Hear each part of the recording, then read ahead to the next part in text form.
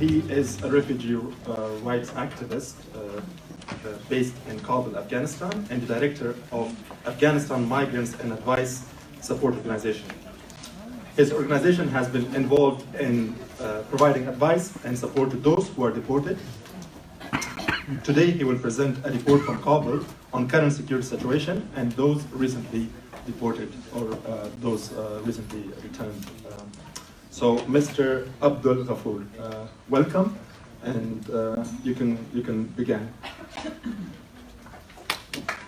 Thank you very much. Thank you very much for inviting me and giving me the honor to be sharing my experience about the situation of those who have been deported to Afghanistan and the overall security situation in the country. I'm sure many of the speakers have already provided numbers and figures about the high number of casualties, the civilian casualties, the number of attacks that have been carried out all around Afghanistan and the capital, Kabul. What I will do is I will try to go more into practicality and maybe share the experiences of some of the returnees that I meet on a daily basis, the kind of fear that they face, the kind of trauma that they face post deportation to Afghanistan. When I was returned back to Afghanistan back in 2013, that was also the time that the security situation in the country was not too suitable. But today, in 2018, it is much worse than it was in 2013 or 14, for example. Until 2014, the only threat, for example, Afghanistan had was the Taliban. But after 2014 and after the existence of ISIS in the country, there's another very serious threat to all the civilians in Afghanistan, especially a minority group which are called the Hazaras. Kabul, in many cases, by many European states, have been proposed an alternative. For example, those who cannot go to Helmand or Ghazni, they can, go back to Kabul and live in Kabul or Mazar or Herat, for example. These are proposed as alternatives. But the situation in Kabul is as such that people are afraid to go to schools because the schools are being targeted. People are afraid to go to, for example, sport clubs because those are under attack. People cannot go to the gatherings. So it is no more the idea of being in a wrong place at a wrong time, because you are literally being targeted wherever you are. It doesn't matter either you're in a school or a club or anywhere you are.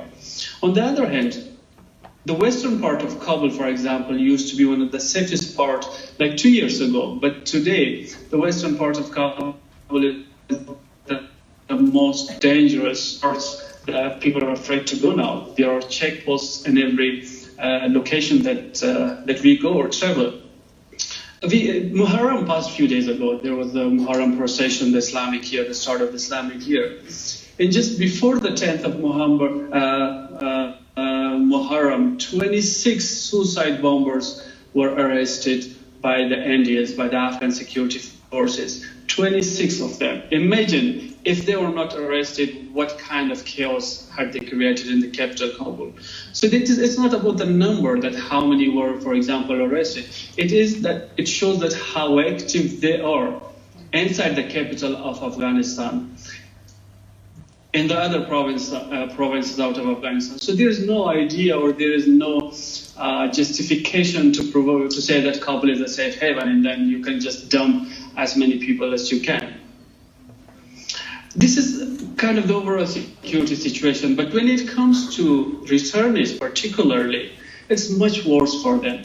Because the returnees that are forced to go back to Afghanistan, mostly in Kabul, they're from different groups. For example, some of them might have been in Afghanistan or Kabul before. So for them, it will be like kind of a little easier. But there are other groups of people who have never been to Afghanistan.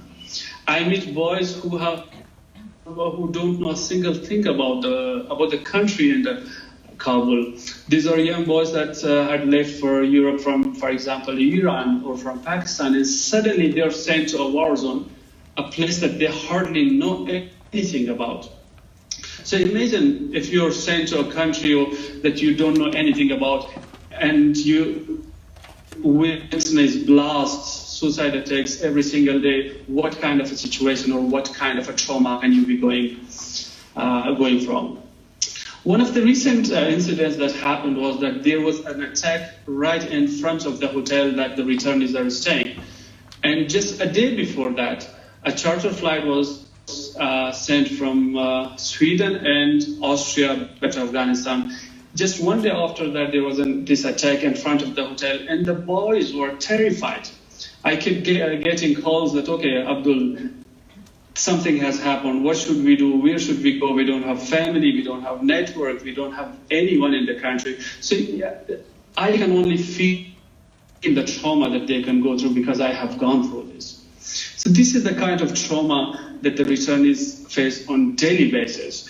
And of course, if you don't have social network in places like Afghanistan and Kabul, your chances of survival is much slimmer than someone who has. If you don't have economic network, which is directly connected to social and security, if you don't have these things in Afghanistan, then survival, there's very least chance of survival or possibility to survive in a country like this. And also, not only the general security situation. For many of us, we only hear that, okay, this number of people were deported back to Afghanistan. But when I meet returnees and then when I hear their stories, it's way beyond that. Because some of these returnees, they cannot return back to their families because their families kind of disown them. In Afghanistan, the term deportation is not, or the people do not understand what the term deportation actually means. To them, you might have done something wrong or something criminal, that's why you have been deported. The people, for example, mostly in the rural areas, they can see towards you as someone that has rejected the religion, that's not following the culture, or you could be a spy, as easy as that. And this is something that I hear on daily basis when I hear returnees. So what happens is that even those who can go back to their families and provinces, they do not go because of the reasons that I just mentioned.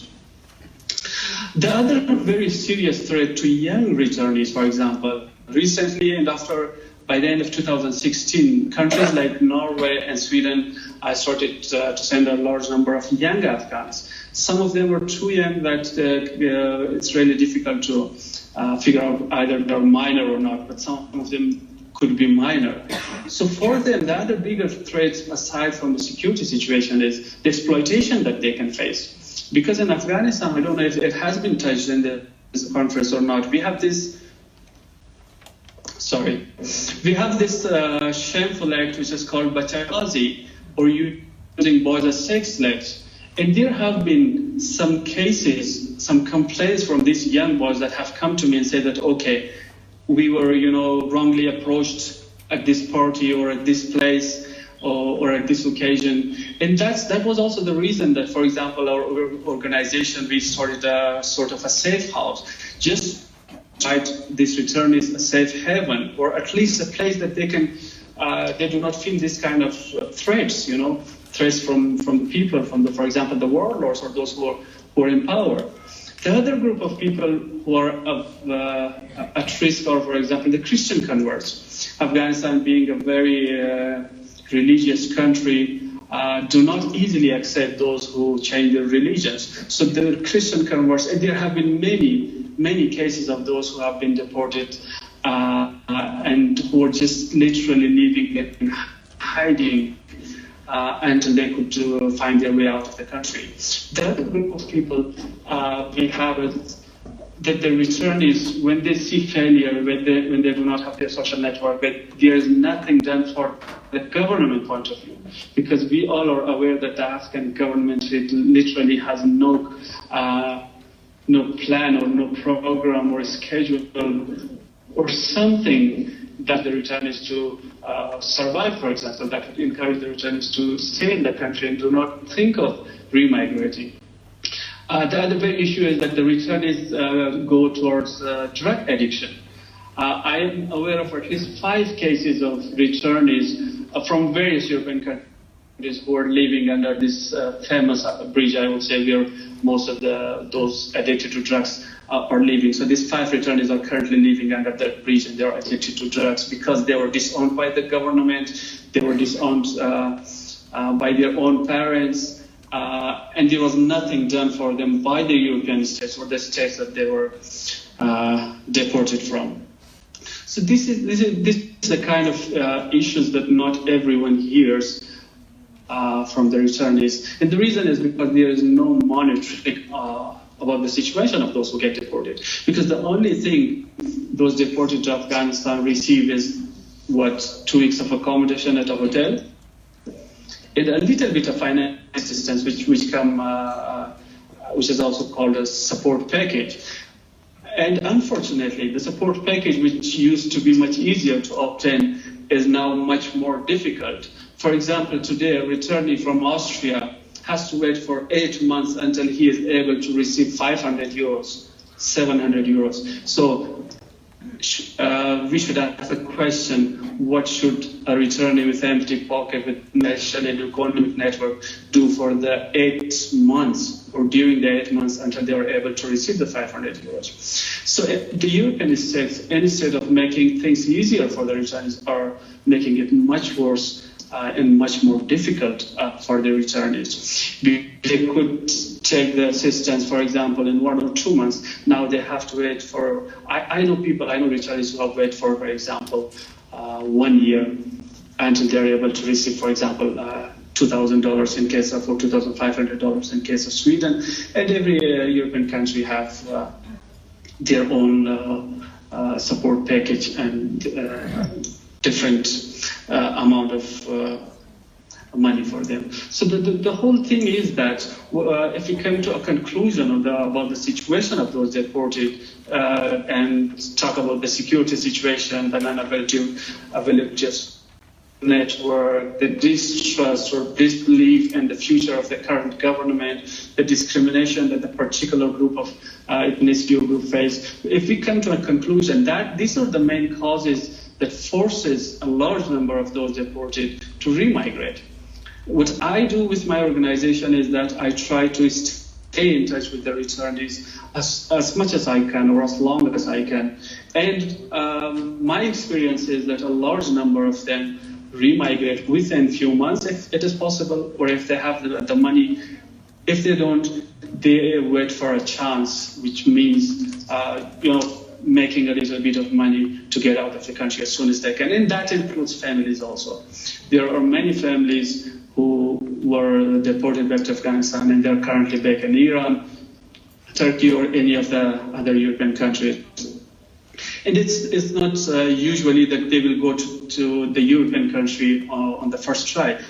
But the main thing for them is to get out of Afghanistan as soon as they can. So this is a situation that the European states do not normally realize, or if they do, they don't care about this. Because if they do, this is a lose-lose situation for both the sides. For a returnee who has spent a large amount of money, who had put his life in danger just to go and seek protection from a European state, he is sent back to the same situation. And that's where I would say a situation worse than before. So the only option he has is to try the same dangerous journey again. And again, he will end up in one of these European countries. And on the other hand, the European states are also not kind of achieving their goal, which was to send them back to Afghanistan, or according to the Afghan government, send them back because they can help us build the country. I don't know how can they build the country when millions of people inside the country are jobless, millions of people. You have 1.5 million internally displaced persons, most of them because of the insecurity in the country. The camps outside Kabul are full. Go to the UNHCR reports, UNMR reports. I don't have to quote them. Just go and look at them. So if you cannot provide security to those inside the country, it doesn't make any sense to ask the European state to send more thousands of asylum seekers who have put their lives in danger to go and ask protection, find somewhere safe for themselves and for their children. There's no sense in making agreements to send them back to Afghanistan. To what? To nothing. Because there's nothing done by the government side from the Afghan government. The European states, instead of making things easier for returnees, are making it much more difficult, which puts the lives of the returnees at direct risk of self-harm. You know the case of this German boy who hanged himself at the hotel a month or two ago, where the returnees are living.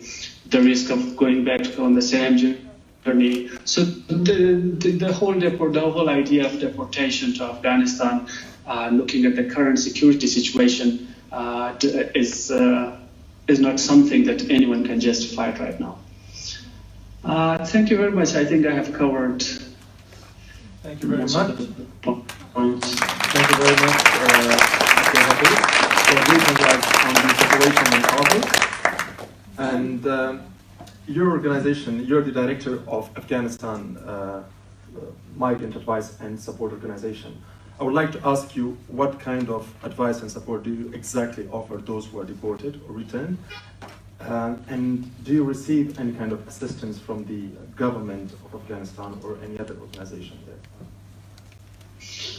Afghanistan Migrants Advice and Support Organization was established in February 2014. Before that, as soon as I was returned back to the country, I started working with returnees voluntarily. So what I used to do was to sit with them in, for example, coffee shops and restaurants. And I used to write about their stories, about the kind of treatments they have got during deportation, for example, inside the country of asylum, and what kind of issues they have inside Afghanistan. So it went on for almost 1 year.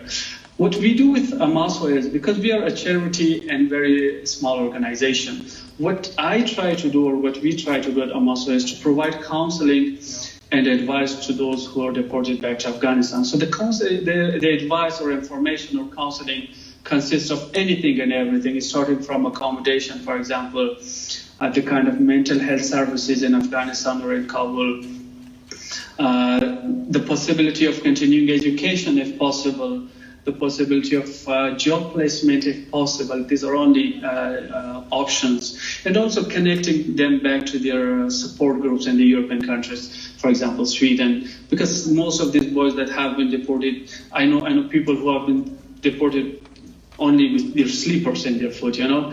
Their mobiles are taken, their computers are taken, they have nothing. They don't have a penny, for example, in their pocket. So my thing is to make life a little easier for the returnees as much as I can, with information, with connecting them back to their support groups, and doing whatever within my capacity. And as I also mentioned before, I also have a very small, which I call the safe house. And when I meet the returnees, I kind of interview them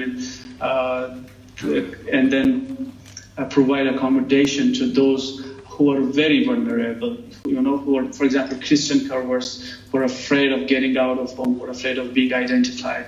Very young boys, as I said, from Norway. I had cases of, they were too young to be honest with you, to be sent back to Afghanistan. They were minors, and I was afraid that they could be easily exploited. So I had, and very ill people, because we have had many cases of people who were severely ill, but again, they were deported without any medical assistance or medical support. So that's what we normally do at Amaso. Thank you. Let's take a few questions from the audience. Yes, please. Can you pass the mic here? Oh. Okay. She has the mic, so. Is it okay if she goes first, since she has the mic? So, okay, you go afterwards. It's on. Yeah. Thank you very much for your presentation, Abdul. I have a question for you. If you also, you mentioned that also families with small children are deported, I think you said. And I wonder if you can see if they have if they face any special problems or risks different from let's say, single young boys or men. Thank you.